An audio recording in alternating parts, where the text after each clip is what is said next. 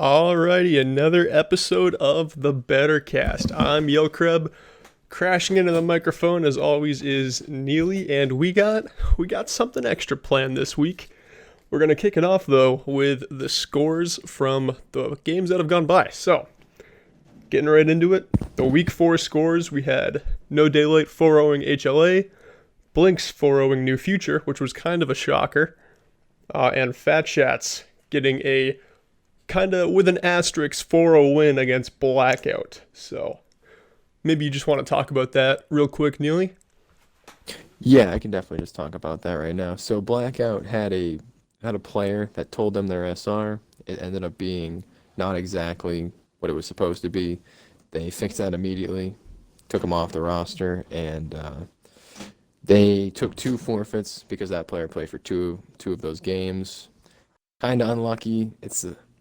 It's not the same issue as smurfing like we had with Horizon, so it's not taken in the same way. It's kind of like what happened with Smoothies in week 1 against Strike. They're just going to take the forfeits, which are 4-0s for the teams they played. So Fat Chats and Blueprint Chaos are both going to be getting 4-0s for those games against Blackout. Yeah, and that will impact the standings a little bit, not too much though. And then going into the Week 5 scores, a pretty close game between No Daylight and Blinks. It was No Daylight 3, Blinks 2. And then Blackout just a couple nights ago 4-0'd New Future. And that was the battle for the number 1 and number 2 spot. So I guess the way that impacts the standings. So the new standings are actually with Blackout's 2 new losses. Number 1 in the Tier 2 standings is actually No Daylight with a record of 3-1-1. And then number 2 is Blackout coming in at 3-2. 3 is New Future with 3 wins, 2 losses, and 2 ties. And then number 4 is Blueprint at 2-1-1 with a tie. And then we have Blinks, Fat Shats, and HLA. And then coming in at number 10 is Lunar Colony. So. Not 15? I mean, they could be. Why not? 15. All right. They just went down 5 spots. Down to 15. Down to 15. Okay, glad we cleared that up. And I can just go right into my T2 power rankings, correct? You sure can. These are different than the standings. I would say with those 2 forfeits in now that kind of jumble up the standings, power rankings maybe even matter a little bit more. I would say so. I think they've always mattered more because it's my opinion. So at number 1, we have no movement on Blackout because they are still the strongest team in the league, I would say, all around. So no movement, no Daylight. No Daylight's the only team that's played Blackout close, so I would also keep them. No movement. They've been winning their games. Blueprint jumping up a spot, +1 to number 3. Blinks going up to number 4, jumping up 2 spots. Number 5, New Future dropping 2 spots. I did this because they lost to Blinks in a rather decided fashion, and they also lost to Blackout. So I think there might be some mental boom. They're struggling right now after 2 consecutive 4-0s, moving them down to number 5 in my power rankings.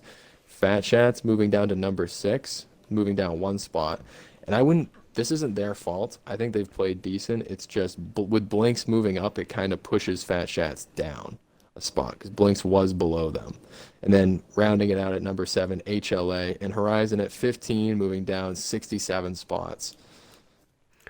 I'm not quite sure how the math works out on that one, but I do have similar looking power rankings. So my first one for Tier 2, no change. At the top is Blackout. And then I have up 1 spot to number 2, No Daylight. And then up 1 spot to number 3, I have Blueprint Chaos. And then right here is kind of where it really got shaken up. I have up 2 spots to number 4 is where I have Blinks. And down 3 from 2 to 5 is New Future. And then down 1 is Fat Shats, and HLA remains at number 7. And then, down 28 spots to number 36, I have Lunar Colony. All right, so that kind of wraps up the power rankings. We have a little more to go kind of in-depth on those Tier 2 power rankings at the end of this BetterCast, but we're going to talk about the Tier 2 Week 6, which are the games that are coming up.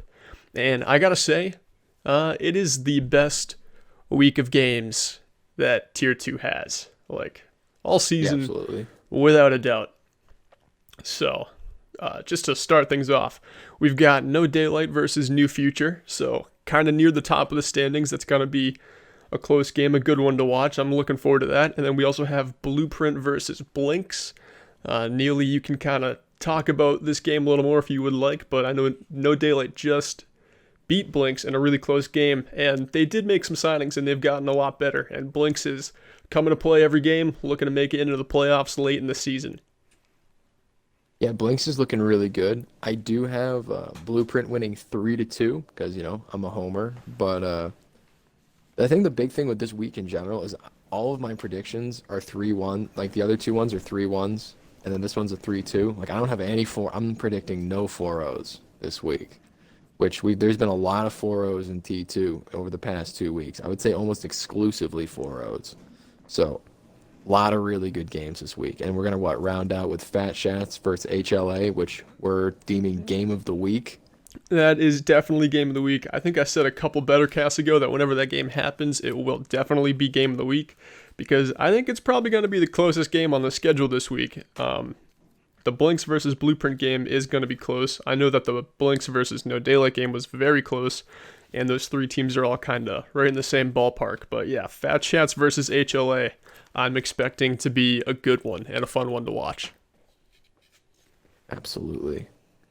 Alrighty, so the Week 6 map pool for Tier 2 looks a little like this.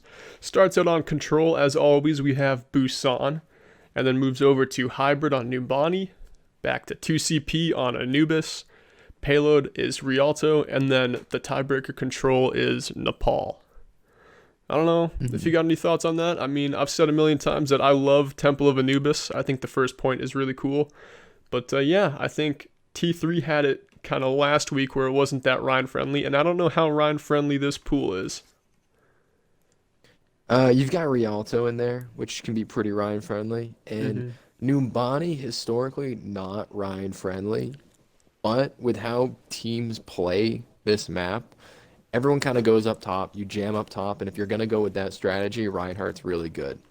But other than that, other than first point, I think you can kind of get away with Ryan on the rest of the maps. And with most of these teams in the league, there's no dive teams. You know what I mean? So Yeah. it's not going to be too bad. I think Anubis is always hard for you Ryan players, and I mean Control's just I hate it. So I'm just going to ignore those maps altogether. Yeah. I feel you. I think we're gonna see a lot of Diva from the off tank slot. Not too much Zarya, but I mean that's kind of a preference thing with every team. But I think that map pool will favor, a tank that can get to high ground a little easier in that off tank slot. But kind of transitioning now over to the Tier 3 league, starting out with the scores. In Week 4, Blackwatch did beat Deathwatch 3-1. Deathwatch taking one map from them, and SR Goblins getting a 2-1-1 win over Smoothies. 2 wins, 1 tie, and 1 loss as far as maps go. And then Strike had the bye week, so that was actually Smoothies' last game of the season. They're confirmed not a playoff team, and their Week 5 is a bye. So Smoothies, good job. Tough one. Tough one. Yeah. Thanks for hanging around for the Tier 3 league, but it's just the playoff teams left. We still have 1 week of the regular season to play to kind of determine those last playoff seeds, and then Titans League is going to move into playoffs. So getting into the Tier 3 power rankings, Neely, what do you got?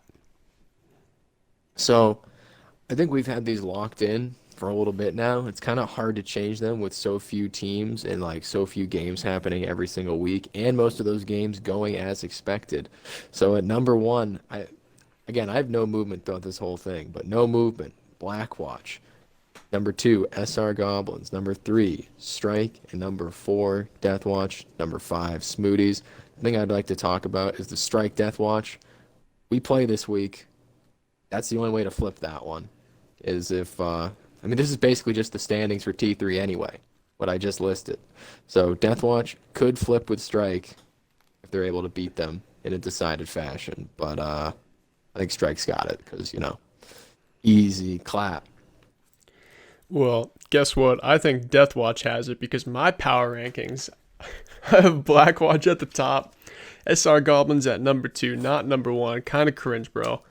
And then at number 3, up 2 spots, I have Deathwatch. And number 4, down 1 spot, I have Strike.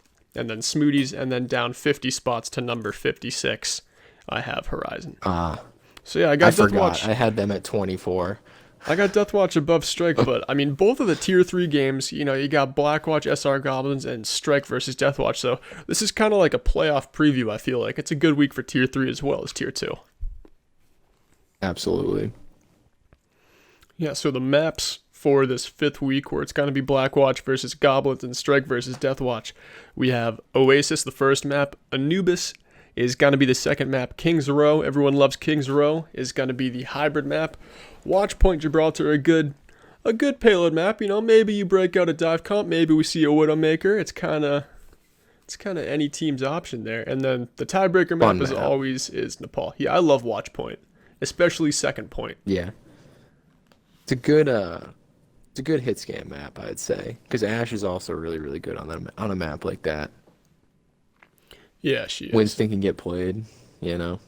Good map. Okay, so that wraps it up as far as like the league up to date. Now Neely and I got something that we kind of just threw together right before we did this episode. But we broke down our tier 2 power rankings into like an out of 100 rating system with 4 categories. So we broke each team down. This is tier 2 only. We didn't do it for tier 3.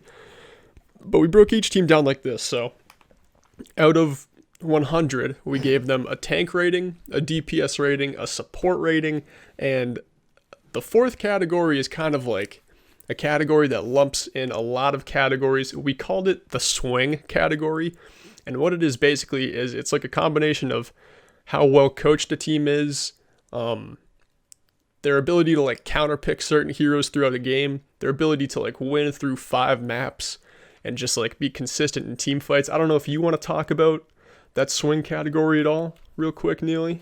Well, I think like one of the main reasons we came up with the name is because we were initially thinking of like fights that you're gonna lose, like losing fights where you go down a pick, but you swing it back because of like that good coaching, good ult management, but you invest and you're able to win a fight that a worse team or like a team without that swing factor. Because some teams will just be like, nah, let's just pull back. Right, like you probably should, but some teams are like mid-fight, you lose 2, you get 1, but you just commit and you win it. Like there's kind of that's like I think the birth of the name of swing. Yeah. But it also, it involves all that coaching. It's kind of more of just a feeling too. Like if you're ever like, why is our swing that? I mean, it's just kind of a feeling like, you know. Yeah, and we're kind of interested to see like what you listeners would have to say about like this category, because like I think once you hear our ratings, you might, if you've watched some of the games, which I'm assuming you have, if you listen to the BetterCast, you've probably watched some games. You might agree with our categories, or you might not. You might think we have like tanks, DPS, or supports rated incorrectly. You might change those ratings. So like feel free to like drop a comment if you're watching it on YouTube, or like let us know in the Twitch chat if you're just like, we completely disagree with what you're saying right now, because we got a lot of rating numbers to get through for tier 2, and I bet a couple of them are probably going to be controversial. I would agree. Now, I know we should have discussed this before, but how do you want to do this real quick? Do we want to like say each of us do a team? I was just thinking, so I think we start with a team, right? So let's just say we start with Blackout, and then you say your tank rating, and I say my tank rating for them, and we just go one by one, category by category, where we each say our ratings for all the categories. Absolutely. Let's do that. All right, so might as well just start with Blackout. What did you have for their tank rating? I'm putting them at an 87, and that's not based off SR. That's based off performance I've seen. Rare Rage, always a good Reinhardt. He's asked me for some coaching, but in the T2 market, he looks very, very good for a lower SR player. And I forget your other tank, so I apologize. Yeah, I've got him right around there. I've got him at 85. Because they're a strong team. I don't think it's, their strongest category of roles. I think they're definitely a team that shines with DPS, but Rare Rage is definitely a Reinhardt who puts a lot of pressure on teams and has to be dealt with up front.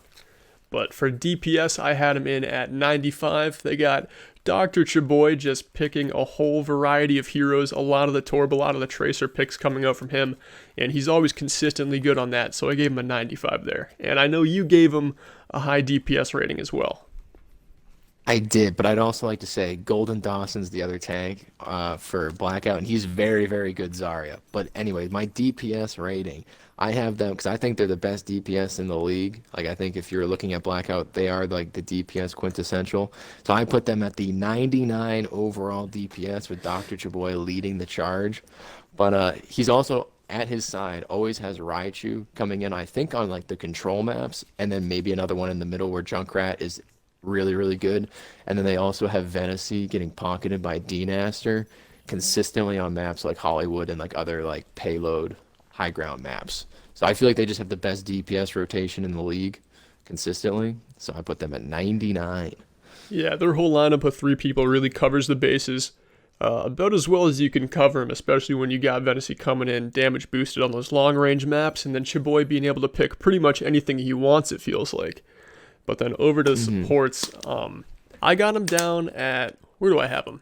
I have him at 84, so that's their lowest category for me, just because in the game that No Daylight played against them, where like I remember the feeling of the game, it didn't seem like the most pressure was being put on from their supports, or like their tanks were unkillable from Unreal support. So I think that's what I would put as their weakest category. I'm kind of interested to see what you have to say about that.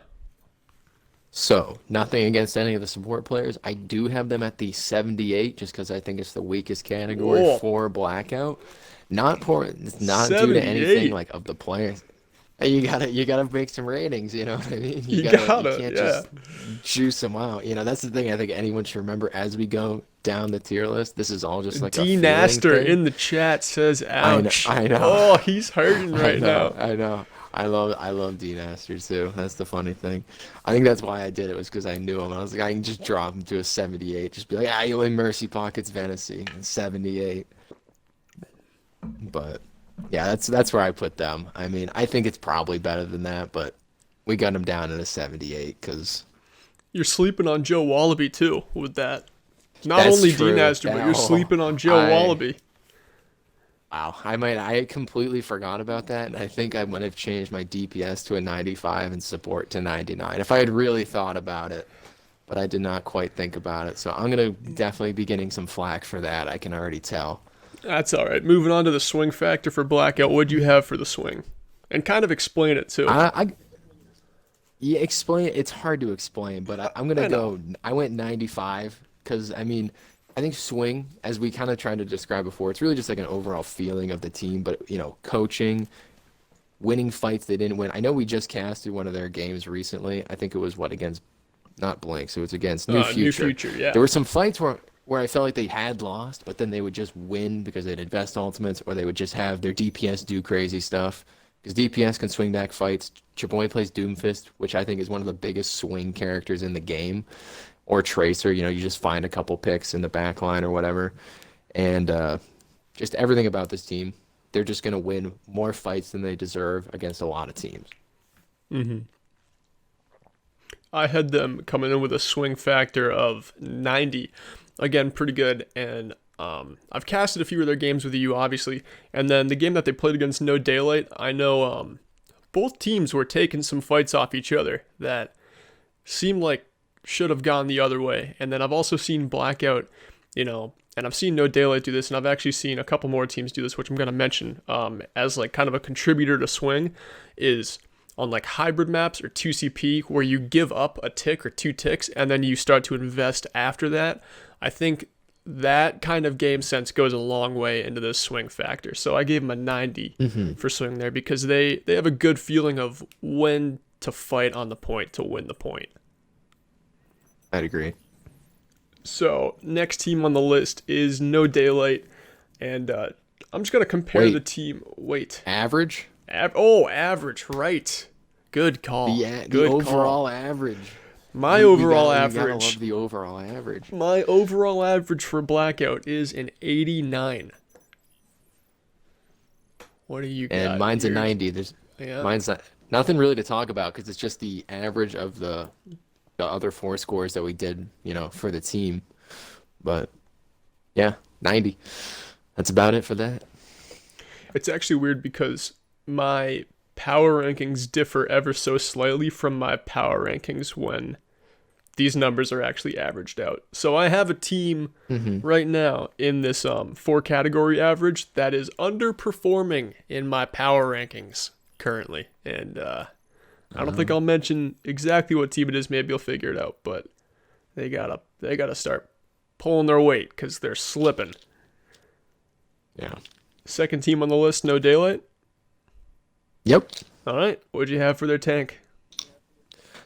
I've got their tanks at an 83 overall. It's not because they're bad tanks. I think they're actually like a decent tank line. I just think Dex is very variable on that main tank role. Very pin happy. I think it brings their swing up later into the categories, but it also just makes your tanks less consistent. And I do know you guys just picked up an off tank, which might, maybe if we did this a week later, could have raised this tank rating. But Seabass. Hey, I mean maybe yes, next week we'll change the ratings around. But yeah, I'm right there with you.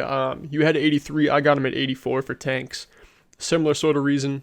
We get a lot of consistency out of Frog Champ, and then some inner workings of our team is we're having some off tank issues. That's kind of why we picked up Seabass, looking to lock that down. But we also like to run the decks on the Reinhardt every now and then, kind of a lot, and he can either be a final boss or a feed machine. So that's why I got that tank rating where it is. Because on any given day, it could be bumped up to like a 90, but also on any given day, it could be chopped down to like a 78 or something like that. yeah, DPS. absolutely. DPS, I have him with a pretty high rating of 92, though. I think we've got 4 or 5 players who can play, a solid hero pool of DPS picks. Mania on the Doomfist gives us a lot of swing factor, too. Storable's consistent on McCree and Junkrat.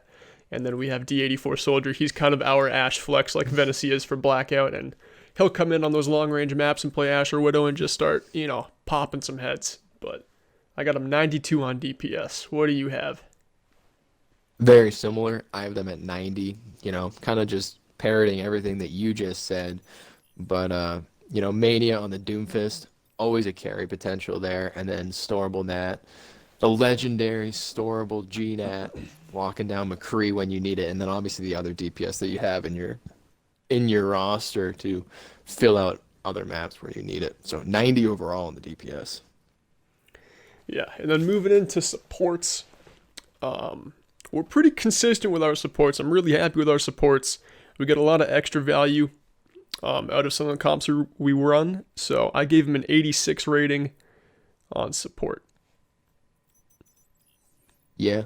And Yeah. I gave him an 87. Basically the same thing, You guys like the Brig Lucio too, which I'm always a fan of. Oh yeah, love the Brig Lucio. Big ultimates in that comp. Swing factor, I gave him the same as Blackout. I gave him a 90, and I think that's because too I've watched them give up a tick or 2 ticks of a couple of first points and then come in with late investments and bring it back. So, I mean, if that's not like the definition of swing, I don't know what is. And they've done it multiple times this season, so I had to give them a pretty high swing factor. And Neely Absolutely. Did I is do my somewhere. swing? I don't Nope. even remember. Okay, yeah, 87 is what I did for swing, just because good coaching, good ultimate use. That's really all I really have to draw on for their swing factor. And then my average, I was coming in at a 96 after averaging all the categories. So 4 points lower than Wait, blackout, which wait, could be wait. blasphemous, but 96. 86. I would have been honored. Yeah, nope. Sorry, not getting the Sidney Crosby treatment. Well, I've got him The at an 96. 88. So just 1 point under blackout. And then All right. next team on my list, at least, is Blueprint Chaos, and Mm-hmm. their tank line's pretty juicy. I mean, if they got things clicking, and they've got Dab over on that Zarya pick, and the Reinhardt's rolling, things can look really strong in the Blueprint tank line. So I actually have them up at 89, which is my highest so far out of the 3 teams we've done. Ooh, 89. Ooh. I like that. And I'm pretty similar, I think, in this is if our tanks are clicking, we're a very brawl heavy team. Like we like to do things with the Reinhardt. So I have them up at an 87 just because that seems to be how we build our team is if our Reinhardt clicks, we click. And then yeah, so 87 for them. That's pretty good. And then over onto the DPS, they have some things where Chrono, who's one of their best supports, a lot of the times has to flex over to that DPS pick. He looks good on DPS, but I mean, obviously he's a support man, so he really shines on that role. But even still, with those troubles they've had on DPS, kind of finding that consistent second person, I've got him at an 85, which is middle of the pack, if not pretty good. Yeah, I also actually have them in at 85, and we've made some pickups in the DPS category. We haven't had many games to let them all shine. I think if we were able to put our like best DPS out there all the time, we would we could be even rated around 90. Like that, I mean, granted, my team, so that's how I'm gonna feel, but They had a good signing too, Sky Venom picking him up. I mean, that's a high yeah, impact player. Plays a good hero pool. yeah. We had one more too, and I hate to say I can't remember his name because I'm not at all the scrims, of course. I try to catch as many as I can, but that kind of moves us, I think, over into the support. And with what you said about Chrono switching over to the like DPS when we need him, not getting being able to play support all the time, it does drop our support down to an 82 overall for me. That's what I put them at, just because I think if one of your better supports has to play DPS inherently, your supports are taking a hit. And I know we've had a lot of drops on the support line. We've had a lot of new pickups. It's one of our most fluctuating positions, so I think it's one of our weaker categories. Yeah, that makes a lot of sense. I mean, I kind of rounded out the support the same way I did the DPS, where I took that problem into account and just slapped on an 85 because it's a pretty good rating. Say you do have two DPS players show up and Chrono can get over on that support role, then it's buffed up a little from that low 80 spot that you had. But over to the swing factor, I do have him at a lower spot in the 80s. I have him with an 82 on the swing factor, just because I haven't seen him pull out that many fights where it was looking like the other team was going to win and then the other team didn't win. I think if it's looking like it's going to go the enemy's way, it usually does against Blueprint. At least that's what I've seen. I don't know if you have a different hmm swing or a similar one. I have a similar one. I have our swing or their swing at 80 overall, which is one of the lowest swings that I have out of all the teams. And something we actually didn't talk about in the swing factor is I think also, we talked about that swinging in individual fights, but also swinging like you go down 0-2 and then you swing it back. We don't have a lot of that reverse sweep potential. Maybe in season 2 we did, but not season 3. Not a lot of. I think there's a lot of. You can see when teams get frustrated, and obviously I have a better inner look at this team, and I think it's this team will get frustrated after like a bad 0-2. And Mm-hmm. I think that comes into factor for a lot of teams, but like some teams that don't get affected by that would be like blackout, no daylight. Other teams I don't know as well, but that's why I have their swing rated ever so low. And then that brings us to the averages, which I have them at an 84 overall, just because that's what math does. Yeah, I'm right there too. I got an 85 overall. That's right there for being up there on the list. Middle of the pack team fighting for a playoff spot. That's a good rating. That's kind of right around where you want to be. And then over to Blinks. So Blinks has a lot of funky ratings that kind of vary a lot, at least in my ratings. Um, hmm Tank, Same. I got him pretty low on Tank. In the game that we just played him, I did a full VOD review of it, and it didn't seem like their tanks were the thing that gave us a problem. It seemed like their late investments in fights where we thought we had it in the bag would, wink wink, like swing a lot of things back. So I actually had their tanks hmm rated very low at 78, but that is going to be made up for later in this rating. What did you have for their tank? So I haven't seen Blinks play in a little bit, but I would also agree with you that tanks have been a weaker spot for this team, and I had them at 80 over. You may have cut out right there. I don't know if you're having mic troubles. Let's see. Oh, it says you're in the party.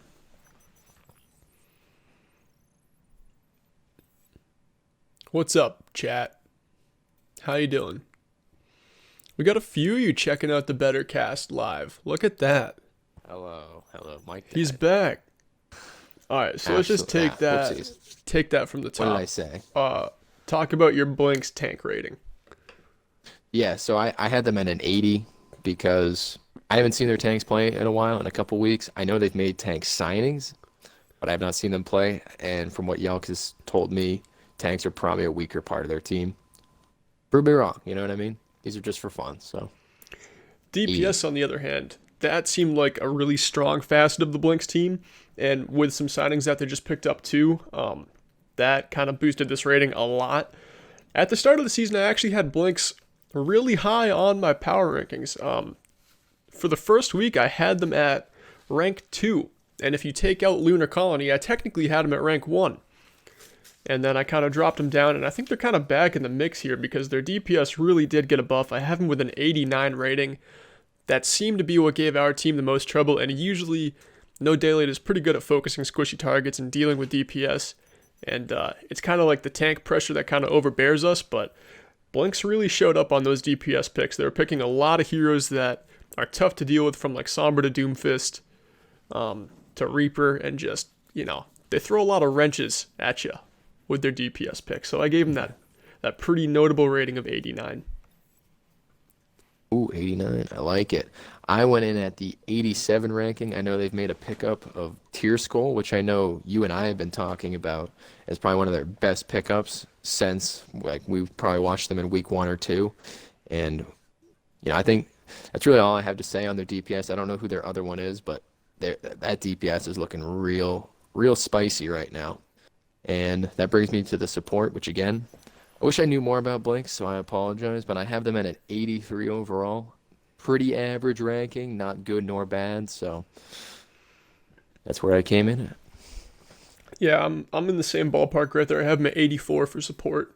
I know Chief is their coach, and he's a really high ranked support player, so I think that kind of helps pull up their support rank a little bit because, they seem to be knowing what they're doing. They peel for each other, they peel for their DPS too, and they keep their squishies alive. They're not just heal botting on their tanks, so they look pretty good. Gave him that 84 rating. But yeah, talking about Tear Skull, like you were saying, he's a good pickup. I had the misfortune of playing comp with him, Axe, and Storable Nat, and Tear Skull was on the Reinhardt pick, and I was his Zarya. And let me tell you something, he might be okay at DPS, but I don't even think he knows what day of the week it is when he's playing out there on Reinhardt. He's just... So, wait, what you're telling me is that I should drop Blinks' tank rating down to 72 just because if their DPS have to flex, it's going to get way worse? Yeah. I'm just joking. So, I think if Blinks is missing a main tank and Tear Skull has to flex over to it, it's looking dicey because I'm pretty sure he has like an internal clock ticking in his head where he'll pin and go, okay, 7, 6, 5, 4, just counting down to his next pin. And I was gonna say, I'm pretty sure it's just on the pin cooldown. Just on the pin cooldown is ticking in his head, yeah. But yeah, he's definitely a good DPS player, helping that roster out a lot, and he's a pretty cool guy. I liked playing comp with him. But for their overall rating, I have Blinks at Swing. Wait, did we do swing? We didn't do swing for them yet. Swing. Yeah, okay. That was a big part for the Blinks team, is I actually have their swing at 87. And that's helped out a lot by their DPS picking heroes that have big ultimates like Riptire, like Death Blossom, that can come in late in a fight where you're down 2 picks and then you get a 3k with an ultimate. So I have their swing up at 87, which is pretty darn high. Yeah, no, that's pretty good. I have them at 85, and again, I have less experience with them, but I think DPS are something that can really swing things back, and I did know that they had like a lot of Junkrat picks. Riptire, if you were to rate a team just based on Riptire, that would just I feel like Riptire brings your swing factor up by like 5 Riptire's points. A big swing alt, yeah. Like, it's so good. What do you have for their overall rating? 83, which again, just below Blueprint's 84, but that's going to be a match that gets played this next week, and I think it will be highly contested. Blinks is going to look real good against them. Yeah, that is going to be a really good match. I also had them 1 point under Blueprint. I had Blueprint at 85 overall, and I have Blinks at 84 overall. So yeah, that game this week. Again, we said Fat Chat's HLA was game of the week because I think it kind of deserves to be, but that Blueprint Blinks game also is one to look out for. A lot of good games in week 6 for tier 2. Mm-hmm. Next team on the list is New Future, if you want to kick that off with your tank rating. For New Future, my tank rating, came in at an 80 overall, but the thing I would like to say about that 80 overall is they're super clean. Like everything about this team is exceptionally clean, and that's why I came in at the 80 because I think that's just the most average rating that you can do. I don't see any extra sauce from them. I don't see any bad play, no overpinning, nothing like that. Just very consistent play across the board. So I came in at an 80 for their tags. Berkeley.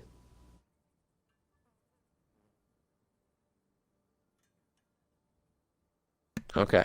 Well, I'll just go right. You want me to go into my DPS? Well, you can go into your DPS if you want, but I did want to say about New Future's tanks is they are Raichu subscribed. Okay, well I can edit that out, but that melts my heart. Thank you, Raichu. I will say about New Future's tanks is when we casted their game against Blackout, sure Blackout came away with the 4-0, but it was pretty tightly contested on every map, and I think a lot of that came down to New Future will not throw away the game with hero picks, and it doesn't seem like they get any worse as the game goes on if they're losing maps or if it's not going their game. Like they don't get rattled. They come to play not just like every map, but like every fight. They're, keeping track of their ultimates. They're not over investing, and they want to make sure that like you have to play the game of Overwatch well if you want to beat them on any point in the game. Mm-hmm. I'd agree. If you don't show up, they will. That being said, I gave their tanks an 83, which is, it might seem low, but it's kind of a consistent number, and that's kind of where I have their ratings on all of the roles, and then I think they kind of make up for it a lot in support, because I gave player of the match in that game to one of their support players, Raph. That's what I was calling him when we were casting. He seems like a playmaker on support, so I'm kind of excited to get to that rating, but what did you have for their DPS rating? For their DPS, I also kept it at 80, and actually that Raph thing that you brought up, funny thing, I don't know if you noticed, he also played DPS for this team.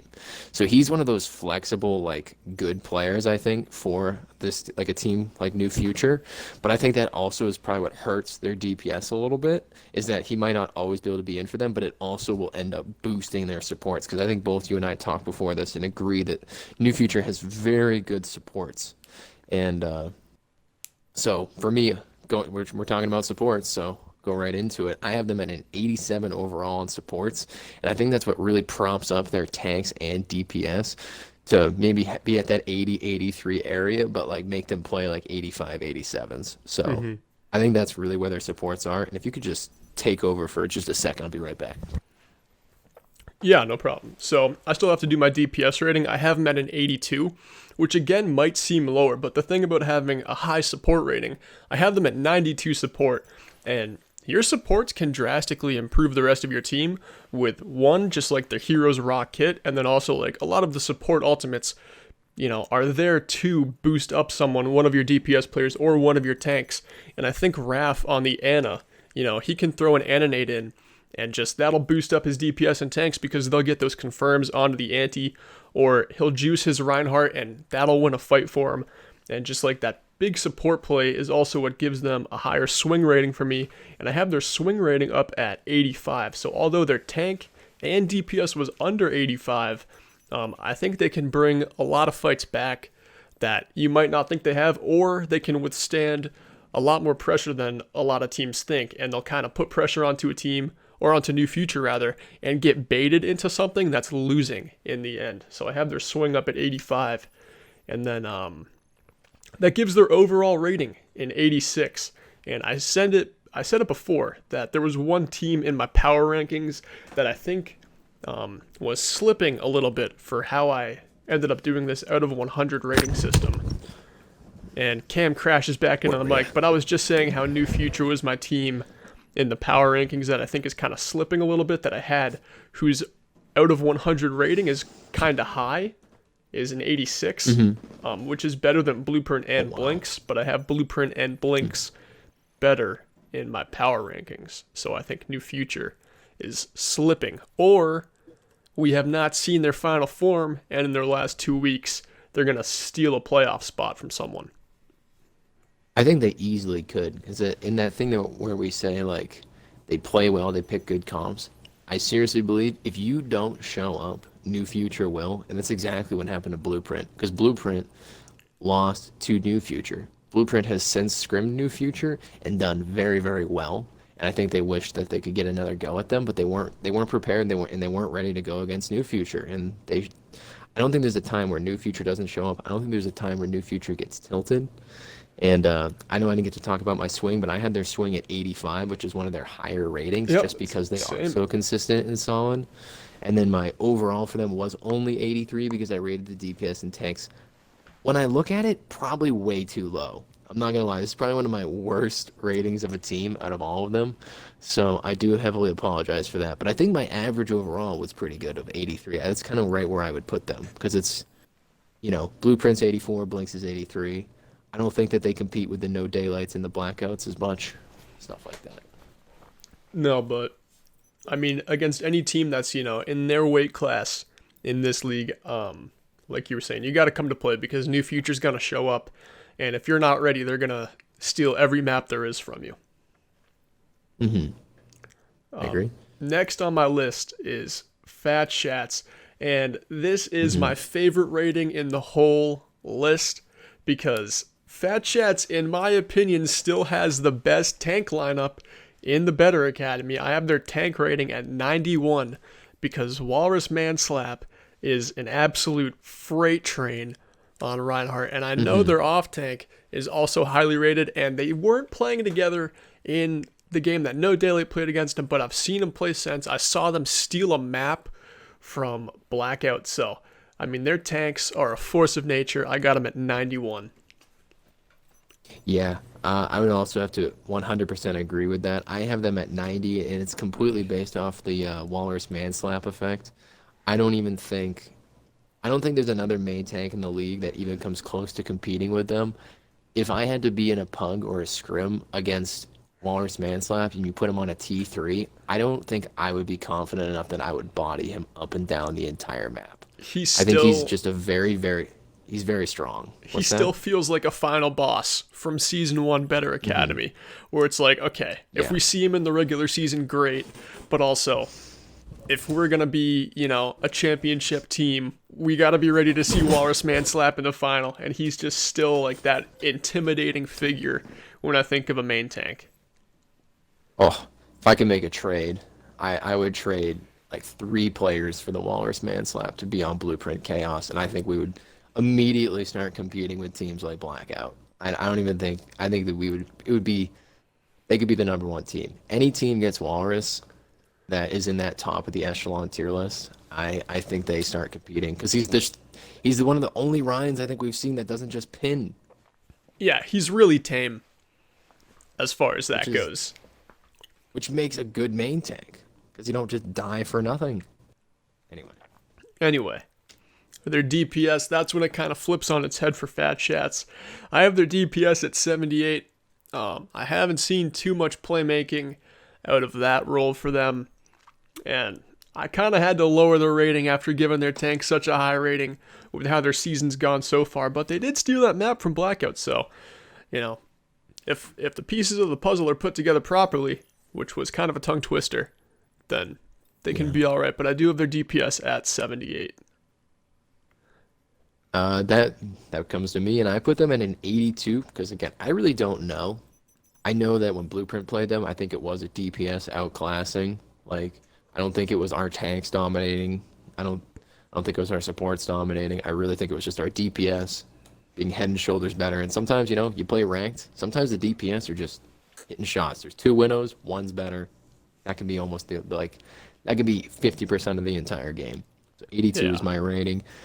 Skipping over to the supports, I have the same exact rating of 82. Chip shots is really good. Like I know he's since the beginning of BA, I think he's actually pushed up to that diamond echelon rating. I don't know if he's pushed into the T3 yet. I haven't been keeping an eye on his stuff, but I know he's really good. He's flexible in the BAP and Lucio and things of that nature, but I don't know anything else about them. And again, same thing as you said, you kind of had to lower these ratings just based on how their, season has gone. Hmm. So can't juice them too much. Can't juice him too much. I have their support right around an 83. Like you were saying, they got chip shots right there, and he is one of the people in Better Academy who's gotten consistently better. No crazy leaps in the SR like we have with like a J Cal, where he goes from high plat and gets 2,700. grandmaster a couple seasons later. But chip shots has consistently gotten better. I've played with him in the past. He's a good shot caller on the Lucio a lot of the time. But over to their swing factor, I give him just the raw 80.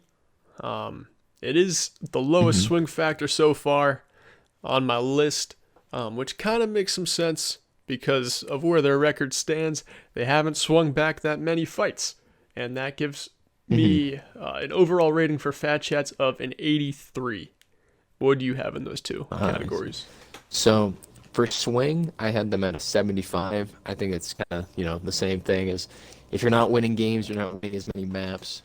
Clearly, your swing potential isn't very high. I don't think it's a tilt thing. I think Walrus is way too much fun up front to like let his team tilt.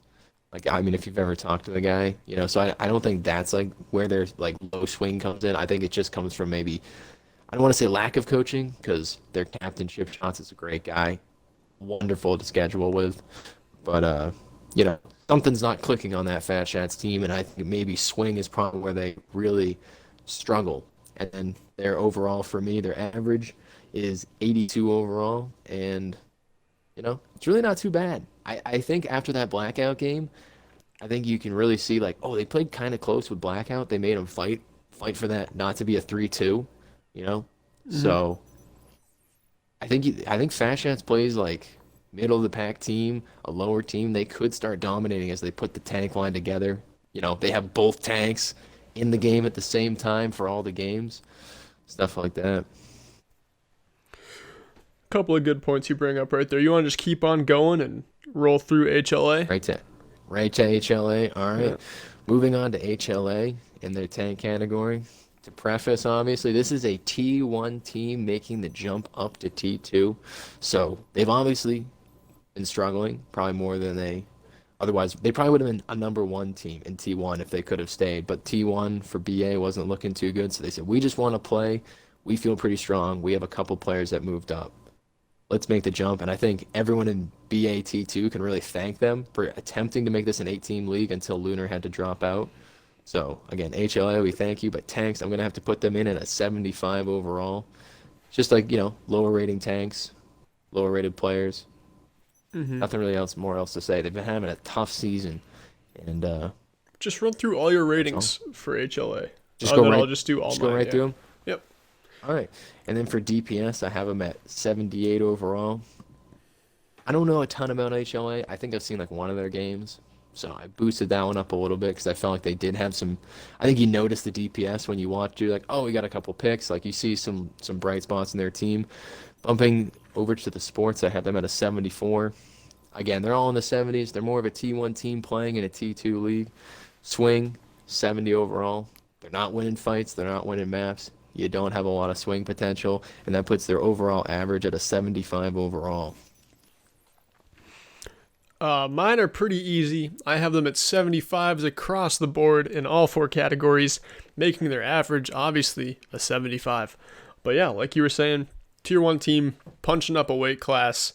Not having the easiest time doing it, but I'm sure they're kind of learning a lot about the game of Overwatch and how they could be playing it a little bit better to get to that next level.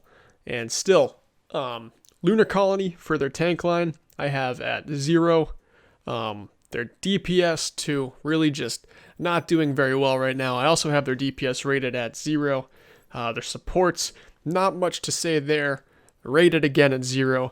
And their swing factor, I would say, they've actually turned around so much this season that I would rate their swing factor at negative 100. I don't know how your ratings look for that team. Maybe you want to clue me in. For Lunar. Yes. So Lunar, I have at a -4 on tanks. Just not a lot of tanking presence. They've since dropped out of the league, so you just don't have much there. Their DPS is at a negative 62. Not a lot to say there other than, the people they had playing DPS were just a shame. And then support, I just wrote Smurf. Swing, I wrote Nope. And then overall average at negative 87 overall. That's about it for Lunar Colony. So that does it for our rating system. Just to sum up my ratings again in order. So for my four category ratings, my order technically goes like this, and it is different than my power rankings. It goes Blackout at number 1 at an 89 overall, No Daylight at number 2 at an 88 overall, New Future at number 3 at an 86 overall, Blueprint number 4, 85 overall, Blinks number 5, 84 overall. Then what do I have? Then I have Fat Chats at 83 and HLA at the 75. So, do you want to just run through your order? Yeah, go for it.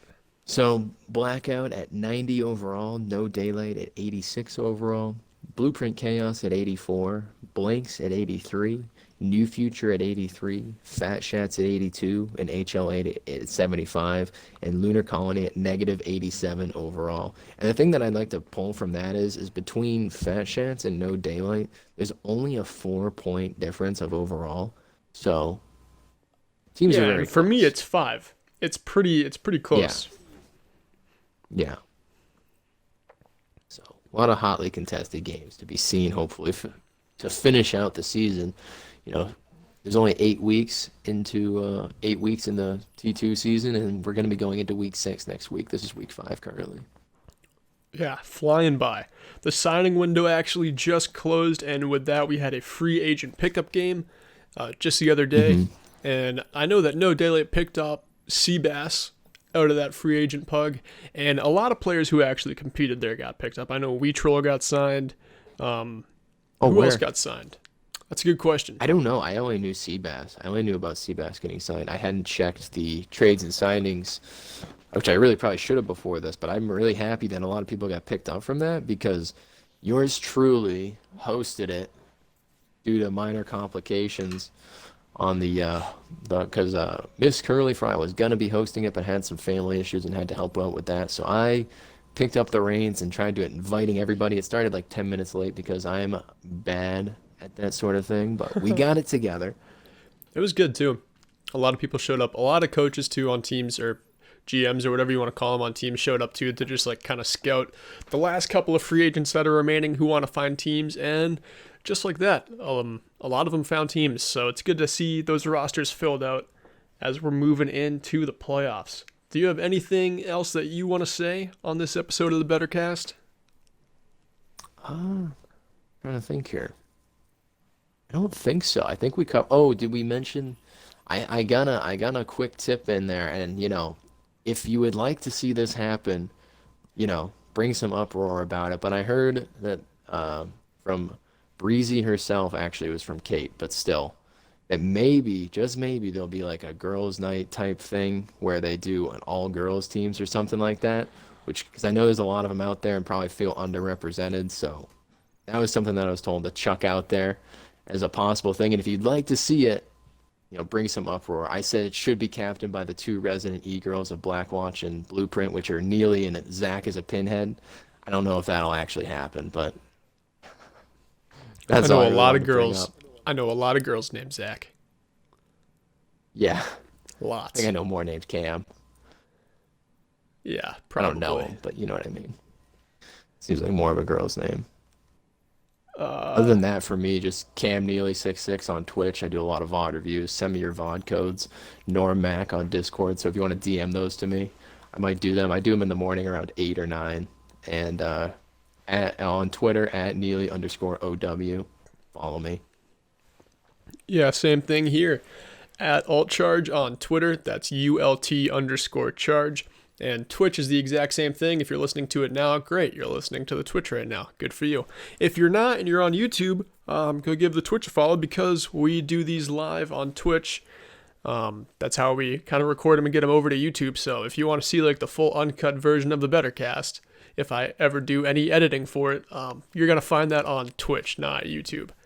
And then also on the same Twitch channel, we cast a lot of games for Better Academy, some other tournaments too when they're happening. And I also do some VOD reviews in the morning, so you can send them to me. Usually I just do no daylight, but if people start sending me codes, maybe I'll start doing more VOD reviews. But that is all I have for this episode of the BetterCast. I've been Yelk. I've been Neely. And we'll see you on the next one. It's going to be Tier 3 playoffs by the time we do another one of these.